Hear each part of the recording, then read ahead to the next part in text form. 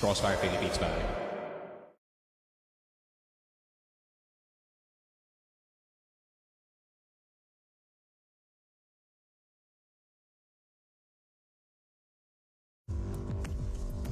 At tayo nagbabalik dito sa Regional Finals kung saan ang ating ongoing na laban ngayon ay MATTJESS and NV. Nakita naman natin, no, lahat ng mga expectations already been thrown out the window. Wherein hindi natin alam kung anong nangyayari. But what matters is kay MATTJESS, everything works. Yep, they worked double time in that OT as well. 13-9 ang score kanina sa set number 1 natin. Now we're going into set number 2 dito, Mochi. Ankara, and I gotta be honest, I'm a little bit scared for NV Gaming because the most recent matchups na meron dito ang MATTJESS, nakalaban nilang Execration at saka Pacific Esports at nanalo sila both playing those maps. Yeah, it's just something a bit they should be considering, no? Not only the new compound as well, pero let's see, no? Malay mo, they're just feeling that they have a bit more confidence and as well as a bit more comfort dito mappinginan ka. But we're gonna find out. Kaya naman, Salvatore and Sneaky Frag, casters, pasok!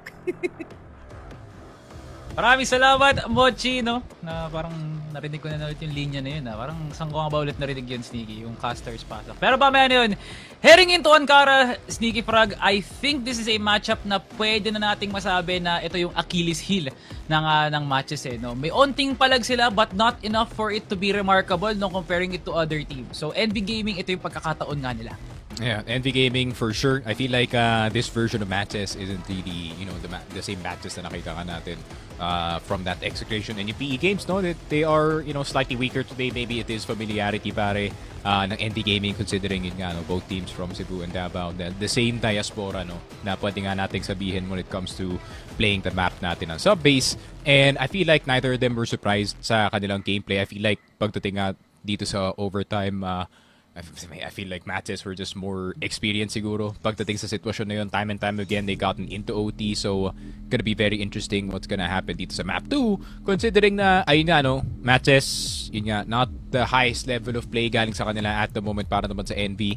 Opportunity for them to produce in a map where they're also very experienced, no? But at the same time, they still got shooters nitong MATTJESS pare. They still have, ayun nga, Zach at the end of the day, they still have Nintyu, they still have itong si Rel. So, with those three, medyo mahihirapan dito yung NV pare. Knowing nakita natin sa subbase kanina, no? Siguro naman hindi mali para sa atin na mag-expect na kung ano yung kinapab ng subbase, idodouble nga lang nila dito sa Ankara, eh, no? Parang, I just know maraming fights sa Arco, tsaka sa HM, yung LA, isa stack ng GGR, yung CA palaging may naka-alert na BL, parang ganun, mga ganun klaseng bagay. So, possible yung ganun, no? And knowing na how Devil moves around the map, na hindi lang pwede pang LA, kaya niya nga i-separate yung sarili niya, no, from his other teammates to try and challenge people dun sa hukay or even sa TV. Yun yung kailangan dito ng NV Gaming, no? Yung flexibility na hindi lang yung isang angulo yung pwede nga nilang ibigay, tapos hindi na nga sila dapat umasa sa post plant actually, no? Ilang beses na nga nilang ina-assume yun during the sub base, pero walang nangyari sa kanila actually, no? Mas nakuha lang ng MJ yung kakayahan at yung confidence na to make ng site. Ayun Knowing the complexity of the map, no? Parang I just know like medyo magiging magulo to para sa side ng NV, pero knowing na map-pick naman nila, it's going to be the tip of the balance. Yeah, pero ayun nga, no, I feel like it is gonna be more comfortable para dito kay Devil pare. Considering yung sub-base, no, it really is a granted, ayun nga, he has done very, very good pagdating sa mga maps na, ayun nga, doesn't really particularly like the sniper, gaya nga na new compound, gaya nga na sub-base. At the same time, there wasn't much opportunity para kay Devil in that last game to really, you know, stamp his impact dito sa laruan na to. And I feel like it's not the same mind-boggling shots na nakikita nga natin from the past few days. And granted, he did have that one round though where he really dragged the entire defense papunta nga dito sa A site. It's still, you know, not the same Devil that we see from the compounds, from the Ankaras na nakikita nga natin dito from this team. So, ayun nga, with a lot more freedom and with a lot more onus, no, pagdating dito sa mapa na to, with a lot more responsibility para kay Devil, especially siya yung bahala dun sa CA Cross potentially, opening up LA. He's always actively challenging yung EA player natin, no? So, the pressure is already there. It's already given kung nandun nga si Devil sa kabilang side ng mapa. MJ, ayun nga, no, I'm kinda scared, especially sa simula ng round, especially knowing itong si Rels and si Zach gonna be willing to fight yung EH house na yun. And I feel like kung sino man makapanalo dun, pare, especially in the early game, I feel like they're gonna have a lot of control going into yung game natin, pare. Okay. Ngayon, ang Kara, it's possible to double snipe. Pero hindi ko nakikita to actually for matches. If ever man, there is a good side para mag-double snipe dito, BL ka actually, no? Pwede mo kunin yung LA, pwede mo kunin yung market. Kung ikaw si Rels tsaka si Zach, I feel like that's a good opening para dito sa matches, no? The thing is, this is NV Gaming that really likes to roam around the map, no? Na hindi nga man na natin nakita kanina sa subbase kasi, excuse me, hindi man natin nakita masyado sa subbase, pero sa Ankara na to, malaki yung pagkakataon na actually, no? So, I think the balance now and the contrast na binibigay ng NV Gaming entering into Ankara is if they can try na i-match yung energy ng matches, siguro aatras sila ng onte and try to play around the simplicity of the GR side. Devil! Ganun lang. And he gets the earliest pick dito sa ating seryeng to, no? With Devil already anticipating the entry na matches dito lang sa may market. Yeah, to be fair, no, do you expect someone to be sitting dito sa may fence on second mid at that time, pare? Syempre hindi. So Devil, yun nga, once again, expect the unexpected, and Yaba not expecting na dalawa pala ang nasa loob ng vents. Nomad and a Red immediately backing off. Immediate two-man advantage sa simula ng round. Tamang himay lang galing dito sa NV Gaming, pare. Yun na nga parang dun sila kumuha ng success kanina sa map number 1, yung play for picks nga nila. So it's not just going to be Devil that's going to do, it's not just going to be Devil na gagawa nun. Kailangan nandiyan din si Nomad or si CJ na every time na may angle nga silang kukunin, they have to win those fights. And Rels already finding the HM player. Pero this is still going to be a 4v3. Any execute for matches could be good kasi tabla lang naman yung mga taong ipapadala nga nila. The challenge here is just being able to clear the corners at kung tatama nga ba yung mga bala na sa mga tamang pwesto nga, no? Arid na on the corner, Nomad on room. Still waiting for that exec pero purong fake out lang talaga ang binabatan ng matches. Wala pang commitment. Yun nga. MATTJESS. Uy, Red. Bit of a risky play but works either way para sa kanya dito pero naglabas siya ng axe at the wrongest time. Ninkyu trading out itong si Red just in time. But Devil doesn't hit the shot. Occasional miss para sa kanya, pare. So 3 versus 2. Rel's actually taken down. Ninkyu na lang natitira. Ninkyu still fighting on that A site. Exit has been taken. Obvious plan para sa kanya dito. I feel like with that amount of HP, pare, you just sent it sa CA and hopefully makaabot ka ng 2F, pare. Wala Di niya mahanap yung Arctic din dito ni Zack So, thank you. Gundo na to. Wrapping around. Ganda ng kick na dito pero CJ with the read. Napakaganda para sa NV. Isang magandang simula para sa angkaran ng NV Gaming. Ang kanilang map pick nga, no? And how many times MJ tried to fake out A site? Napakarami. But in the end, nag-full circle lang din. Doon lang din pala matatapos yung round na yun. Yep. Ganda ng opening doon ng NV, no? I mean, immediate second mid peak. I mean, a Red as well in that mid round, para just peeking out dito sa LA, fully knowing na meron silang man advantage. So, valuable rin naman yung information-based gameplay para dito sa NV Gaming. They're just a lot more passive about it kumpara nga dito sa matches. Uy, pero a Red with the AK-47. Bit of popularity back on this gun, no? Salvatore as of recent. Despite yung, yun nga, no, the full change of the spray. Still quite effective, especially pagdating sa mga entry fraggers. And gonna have to wait and see if that is gonna be as effective sa kamay ni Rels as it was back in the hands of tong kay Jeffrox, pare. But CJ, huge task para sa kanya, Salvatore. 3 people on that A side, fully blinded. CJ around the corner. The spray's not gonna work para sa kanyang EBR. And that's one too many players entering yung hotel natin. Masyado ng mabigat to para sa NV Gaming.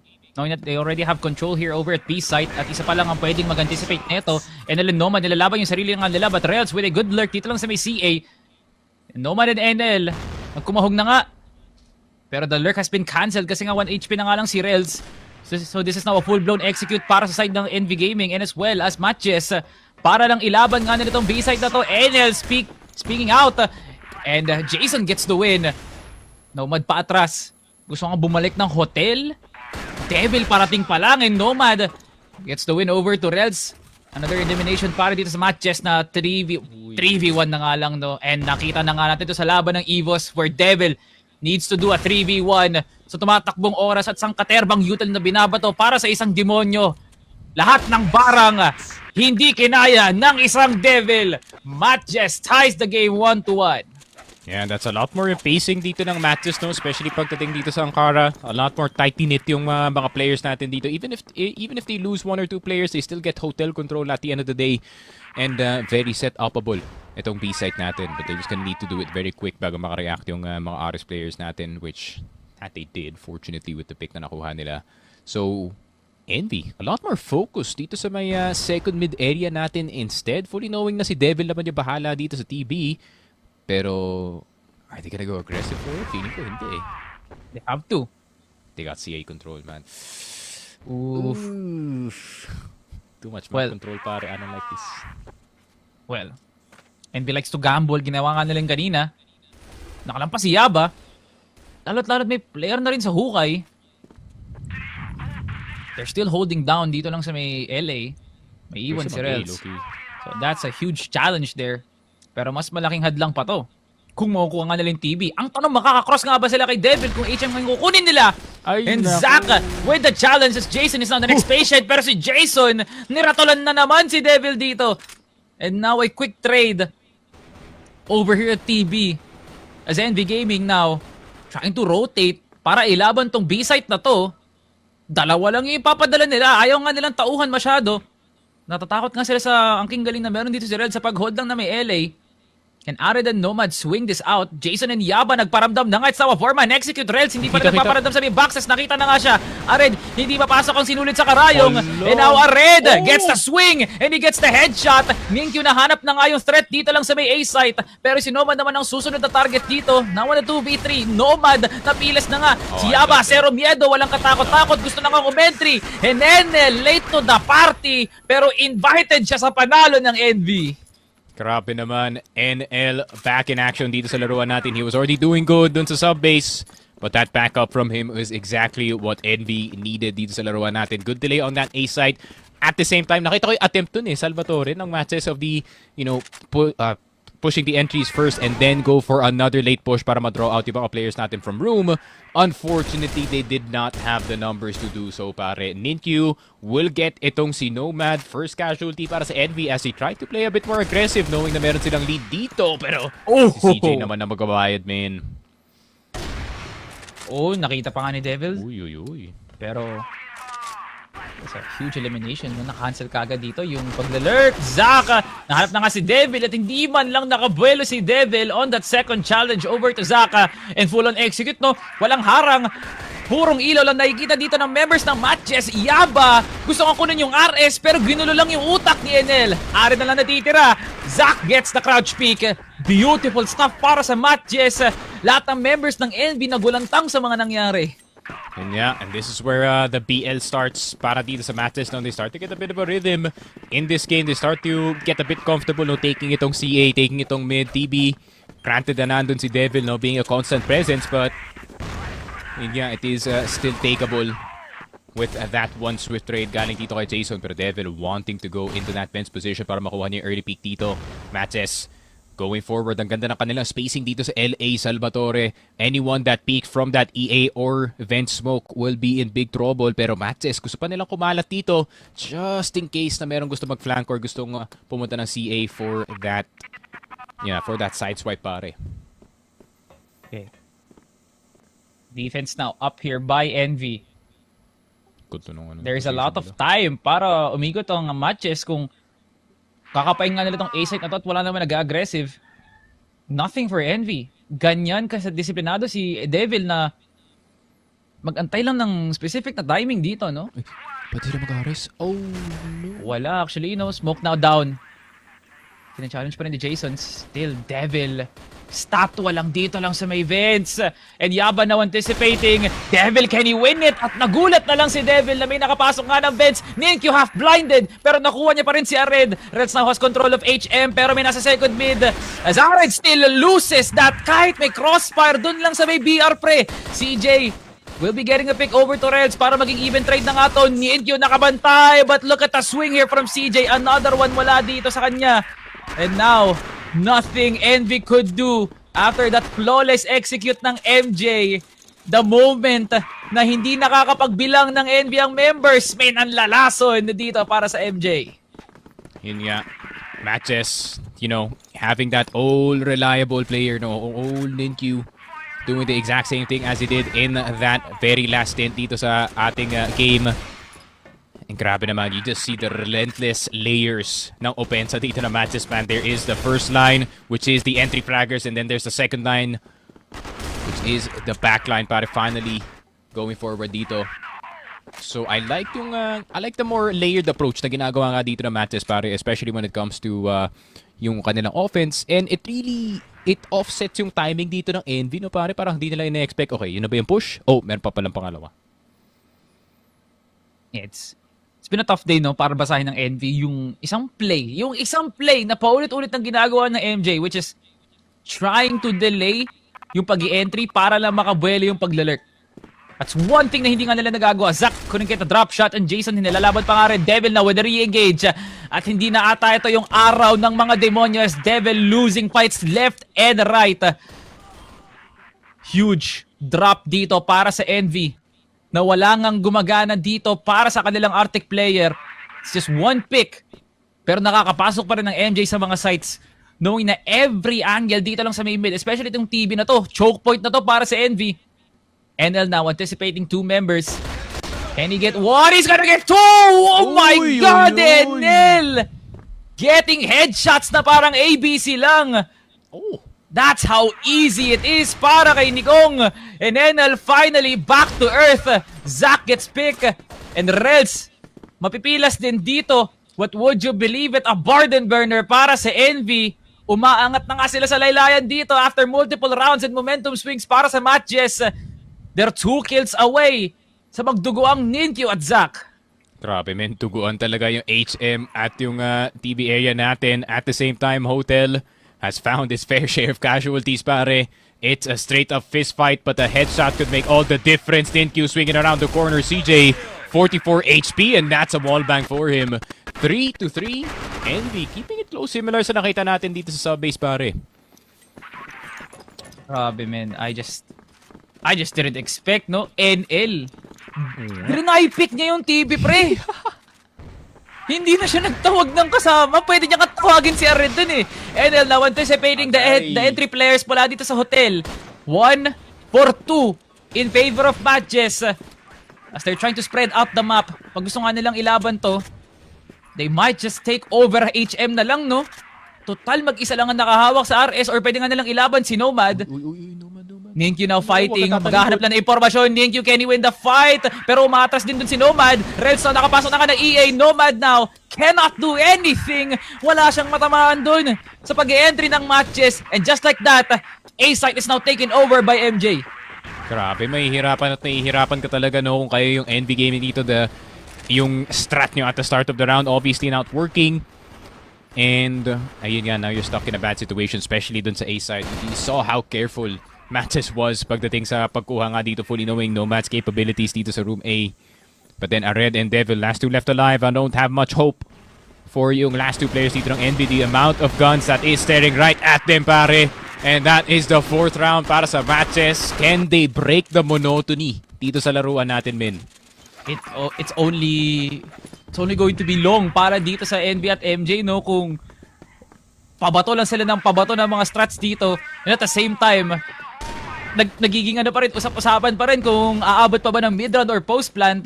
Hanggat hindi pa nasosolusyonan ng NV yung mga mid-round dito, iba pa rin yung mga makikita talaga natin. And Zack just putting in the work sa pag-Arctic dito as Devil is getting put into his place. MATTJESS is continuing to win those fights na ikaka-snowball nga nila patungo dun sa round na yun na alam nga nilang execute na lang palagi ang naipapanalo nga nila.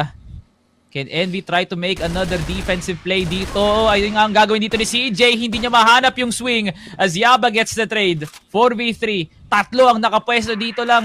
No, dalawa actually, no, dito lang sa may A site. Napag-iwanan dito lang si NL. Just to try and challenge every single member. Nagkasalisihan yung mga members dito ng MATTJESS, pati si NL, oh. As now, this might just be an opening para sa A site. 4v2 naman to. Uy, pag may nag-peak dito ng bypass and actually no one expecting it, this could go really, really bad. And pag nabilisan na nga ang pag-take dito, that could be not good news. Yaba fully blinded, pero Red ready sa pag-push ng A-side. Zach, not expecting na meron tao dito sa likod. Crouch shot, not gonna work. 4-4. Envy, good defense all in all para sa kanila dito. Nomad and Red just holding on for dear life dito sa A-site. But one well-timed push galing kay NL confirmed that A-site take early, pare. Yun na nga pre, parang pinaramdam ng Envy no, na defense pa rin ang mananaig dito no, and that mid run was just really good, no? Oh! Devil! Sabihin mo sa akin, di mo sinasadya yun. Sigurado mo, pre, na pinag-isipan mo gawin yun. What a shot over to Big Door, pre. Pero patuloy pa rin na pag-lurk ng Envy dito. Di pa nagtatapos ang duelo. Patay si Yaba sa may bypass. And look at the Envy push dito lang sa may RS. Nakuha na nga nila yung control. Jason and Rels, where are you now? Pabalik sila ng RS dito, pre, para makapag-isip-isip. Kasi ang Envy, nagsusulat-sulat na. Kailangan na nila mag-A dito, pare. I don't think B is actually safe for them whatsoever. Hotel is taken, second mid taken, HM possibly taken as well. So gagawin na lang nila dito is just to plant that A site. Has to be careful. Wary about yung 2F nga natin dito. But they still don't need to plant just yet, no? Pwede nga nila maklear dito yung LA or exit potentially. But it is gonna be a bit risky. C4 gonna be down. AK para dito kay Rels. Fully expecting that he wants to go into this exit position. NL sprayed down. 30 seconds na lang natitira. Jason around the corner. EBR spray. Rels shooting through the smoke. Pero lumagpas na nga dito si CJ. Getting both. And that's Envy Gaming. Last laugh dito sa first half, pare. And MATTJESS. Side switch, could it be the solution to their problems, pare? Or could this be the beginning of the end para sa kanilang Angkara? Iba no? Like, ganun kadali na kinuha ng Envy Gaming ang LA, not to mention yung bypass mismo. No? So where was the coverage para sa MATTJESS, no? Nasaan si Zach? Nasaan si Ninkyu? I feel like they were trying to read off a different movement, no? Doon lang sa may B site. So yung pagsastack nga nila ng B, feeling ko yun yung isa sa mga pagkakamali ng MATTJESS na ngayon lang din natin nakita. After flawless rounds of just pure beauty para sa MATTJESS, no? Doon na natin naisip na it's not all the time that you could be aggressive sa may B site. Devil gets the shot over to Rels. Start things off dito lang sa ating second half. 3-man stack. Heading into CA. Jason now on HM duty. Walang nakakross dito lang sa may TB. Hindi nakakapag-swing out kagad si Zach. And he gets CJ finally. Devil He's now. out. Sinasamahan na si Aren. Si Zach, knock-out na. Si Zach lumalaban. Pero sumali second shot. But the third one couldn't get any better. Devil now. Re-engaging over to Zach. Gets the fight. Si Yaba na lang natitira. Pero tatlong magdugo ang members ng Envy. But this is still winnable kay Yaba kung kaya niya paghiwalayin yung apat. And look at Envy now with the re-engage over to A-site. And Ared, just like that, the headshot machine ng Envy Gaming gets it done. 6-4. MATTJESS. Tila nasira na ang ating monotony, Sneaky. Yun nga, Envy obviously expecting yung ganun na ka-aggressive na play no sa start ng round. So Rels immediately taken out of the equation, pare. And obviously that is not good para sa MATTJESS. No first BL round para sa kanila dito. Obviously Rels trying to surprise this defense early but they weren't surprised at all. Pero titignan natin Envy. If they can get anything going, Zach good shot dito kay CJ. One of the entry fraggers dito ng Envy is already down. Now they're gonna only have to deal with 2 more entry fraggers dito, pare. And I think pwede natin sabihin na safe na tong site na to, but I don't think it's safe whatsoever. Zach with the angle around the corner. NL. There it is. Double kill para dito kay Nikong, pare. A-site wide open. And it's a retake para sa MATTJESS, pare. Ang dali para kay Enel na i-challenge yung mga ganong angles no? Yung kailangan niya i-transfer kagad the moment na mapatayin niyo yung isang target, no? That is so strong para sa Envy. The fights are just doing so good para sa kanila. And look at Ared doing target practice dito lang sa exit. 3 down. My goodness, pre. Envy Gaming was just quick to judge on that second half stint, pre. I couldn't believe my eyes, pre, na Envy Gaming, all they have to do is just be aggressive. Wala na silang ibang iniisip na angulo, pre. A-site lang kung A-site. Rels now on the defense dito lang sa may LA. And he gets a second one, pero may isa pang gustong challenge dito, and that is CJ. Yaba now gets the angle over to CJ. At ayan na nga na nahimik tila ang Envy Gaming dito. And they're now trying to push yellow. Grabe, and this is really Rels risking his life every single time dito sa mga rounds natin, and now he does have the sniper rifle dito sa kanyang GR side. It's a lot better of timings with that TRG. Pero Jason, do not be peeked at, my friend. Matatamaan at matatamaan ka talaga dito ni Devil! The double kill on Zack, insane shot! NL will get itong si Yaba. The Devil works hard in round number 11, pare. Grabe. Absolute shots galing dito kay Devil, but can he go harder? Ninkyu na lang natitira, and he's been known to be a bit of a lurk demon, pare. Uy, how has this happened, Salvatore? Naku. Rels, I got my tuna. Kayo na bahala, mga kakampi ko. Pero parang hindi ata yun yung naging usap-usapan, pre. If Ninkyu is able to get NL, he just needs to get... Kailangan niya lang talaga lumampas sa gate ng gates of hell, pre. Devil first, pare. Oh God. Devil, oh my God. Hindi nga man lang siya makalampas sa bantay ng lupa, pre, no? Devil just fully activated himself dito lang sa second half na to. At biglang napakain ko na lang lahat ng mga sinabi ko during that first half. All he just needed was time. MATTJESS wala ng puwersa, hindi na nga nila mailaban yung sarili nila kahit gaano pa kalakas yung heroic ni Zack pati ni Rels. Oh, but look at the setup though, Salvatore. So many players in that TB position. Zack caught off guard na nasa loob ng B-site. Pero kaya ba nila lumagpas dito? Ninkyu getting that shot on NL. Rels still on the inside. What can the IGL do? Quick scope right then and there. CJ dead. Ninkyu is gonna go down as well. Rels still well and alive. Salamat dito kay Yaba. With the cover on the HK, it's a bit of a bloodbath dito sa B-side, Salvatore, but still, MATTJESS come out with 2. Pero kalaban nila yung demonyo dito, pare. Devil gustong crouch pick and Rels. Hindi niya alam kung saan siya duty dito. And look at the crouch pick from Devil. Just couldn't be any faster than Rels. Alam mo, inipon niya yung init na yun, pre, nung dinepensahan niya yung batteries ng siya lang mag-isa, pre. Ilang beses nang nagpadala ng NV Gaming na members para lang hanapin kung nasaan ba si Rels. Tower, wala. Nag-push ng slide, wala pa rin, pre. Rels now on HM. Gusto niya nga ba ilaban to? Nomad nakalampas ng hukay. So, nagsiset up na ng lason dito. NV Gaming and Rels. Na off-angle ka ni Boss Brian. Yan ang masakit, Kuya Eddie. MJ now stuck on a 4v5 dilemma. Kung iisipin, no, ilan ang ipapadala nila sa B-site, kung kaya nga ba kunin to ni Zack mag-isa sa may hotel, or will they just gamble stack A-site?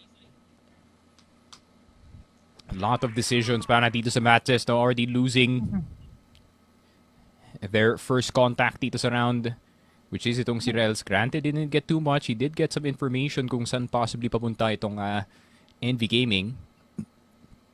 Still very, very difficult round to execute kung kaya yung MATTJESS dito. Gonna have to have one right read. Eventually, kailangan may mag-check sa kanila dito if ever saan nga papunta ang mga players natin ng NV. And utility is looking very thin para sa kanila dito, especially Yaba and Jason. Not much in the way dito ng flashes and smoke, so it's gonna have to be pure fights on the HK yung gagawin nila. CJ around the corner, already taken. Jason, pareho sila na napakanan dito. NL, first one down, spray down, C4 on the top A position. CJ around the corner, a bit slow para dito sa NV, pero kailangan na nila kunin yung top A. Jason, low HP, Ninkyu around the corner, and suddenly it's a 1 versus 3. Zack, possibilities are endless para dito sa kanyang round. USP, TRG in hand, ball banged around the corner, buhay na buhay pero namatay rin. 9-5 para dito sa NV. Grabe man. NV on Ankara, their map picked work, Salvatore, nako po. And like we forecasted, Sneaky, ang MJ dito sa Ankara, hirap talaga humagilap ng momentum. At paano nga ba sila kukuha ng lakas? Kasi lahat ng duels ng NV na ipapanalo nga nila. And especially how NV is able to execute plays sa HM, pre, bilang BL. Wala sila nakikitang harang dun sa may CA at TB. Rektahan kagad sa pagbubuka. And now, 3 members standing para sa MJ. Para sa huling rally. Posible dito ng MJ, Devil, Lason! Manggagaling sila lahat ng exit. Saan kayo mga nakatingin? Ninkyu naka-anticipate na nga dito lang sa may exit. And Devil gets the kill. 1 minute and 39. Saan katerba ang oras dito ni Boss Devil? HK, no? But now, going back to the HK, Boss Devil. Di ko lang alam kung ito nga bang tamang sandata para sa'yo, Boss Devil. Yaban Jason on crossfire duty. And Jason is just hiding it. Oh, Paul! Naku nga naman po. What happened? Parang Ayun lang, ang lakas ni Devil pare be. Tinano snap niya out of reality dito yung Ginamitan na ng Devil Powers, pre. Ayan na. Sure. Hindi ko alam sa ating Nag-drawing na siya League ng kung star, anong decision doon, pre. Pero yun na ata. Okay, NB Gaming win daw. Wala nang clutch na magaganap. Pinitikan lang ni Boss Devil. Grabe, no? Pinisikan na pa. Sabi niya, tagal naman matapos nito pa. Dinaan sa disconnected from server. Oo, men, ginanon lang ni Devil pare and boom. Wala nang internet yung buong MATTJESS team natin. And just like that, I think that's a win kasi meron ng bawas na nangyari dito sa round men. And yun nga, unfortunately, the rules are the rules. So I think that's how it is. Pero depende talaga kung ano yung decision dito ng team. Pero, ayun nga, NV Gaming, they win this set pare. Feeling ko doon na rin papunta, in all honesty, yung set na to pare. I feel like MATTJESS kind of losing control by the time na nakapasok tayo dito na second half. I feel like nung BL side, medyo yun nga, no, they're a bit lost dito sa second half, let's just say. Yun, parang sa pagkakaroon talaga ng direction, MATTJESS just couldn't get anything done dito sa angkara na to, no? We saw some monotony during the first half, no? Nang kakaroon nga talaga sila ng isang magandang play. And then I'm just not seeing any momentum swing or even a transition para ibahin yun or i-innovate talaga ng gusto. Umaasa talaga sila dun sa mga pick-offs. Kung ano yung sakit ng NB Gaming kanina sa sub-base na sa pag-asa dun kay Devil, I'm seeing some similarities dito sa angkara na kung wala magagawa si Yaba or even si Zac, it just feels like parang naiiba na yung anyo ng matches dito, napapressure nga sila na kahit anong gawin din ni Rels, it just doesn't seem to be catapulting into a round, no? So NB Gaming just proved, no, na kahit papaano individuality can win you games, and especially maps like Ankara na alam naman nating tabla para sa MATTJESS and as well as NB Gaming. The issue now with MATTJESS is hindi nga talaga sila nakahanap ng isa pang consistent na plan para mapigilan yung layers na meron dito ang NB Gaming. Yeah, I would have thought a bit of patience actually would have went a long way para dito sa MATTJESS especially. I think maganda naman yung ginagawa dito ni Rels. Granted that that's his role, no, to be the opener para sa kanyang team, whether it is GR or BL side. But I think they hindi na maximize ng MATTJESS, no, yung nakukuhang opportunities dito ni Rels. Ayun nga, he was like 11 or 12 deaths at one point dito sa mapa natin trying to look for anything para sa kanyang team. And feeling ko it's not every round that you will get that opportunity kung kayo yung MATTJESS dito. Well, that's it. Para dito sa ating Ankara, kailangan pa natin bumiyahe papuntang Eagle Eye para magtuos ang dalawang team sa tono. Hindi mo paghiwalay, kailangan talaga maging map 3 pa nga, Sneaky Frog, no? As NB Gaming was able to secure that strongly. Ano naman ang masasabi dito ni Daydon pati ni Mochi dyan sa ating panel? Kamusta kayo dyan? At ayan na nga, maraming salamat Salvatore and as well as Nikki Frog. Grabe naman nilaban nun, no? At ironically, kung ano ang kinatagal ng ating unang mapa, yun ang kinabilis nung ngayon because of how fast ang laruan natin dito, most especially nung nagkaroon tayo ng second half. Like, pretty similar to kung anong sinabi nila, talagang naubusan ng bala in order to answer back ito si MATTJESS. Yes, and I think this is a perfect example of why MATTJESS struggles a lot in consistently finding success. Is that kulang talaga yung structure nila in maps like this, in standard maps like Ankara, like Black Widow for example. No, yes, they found some success in the recent matches that they had, pero dito laban sa NB Gaming, I think na-expose ng NB yung mga pagkukulang ng MATTJESS dito, no? When you're playing up against a team that doesn't necessarily run into a lot of mistakes, is very comfortable in this map.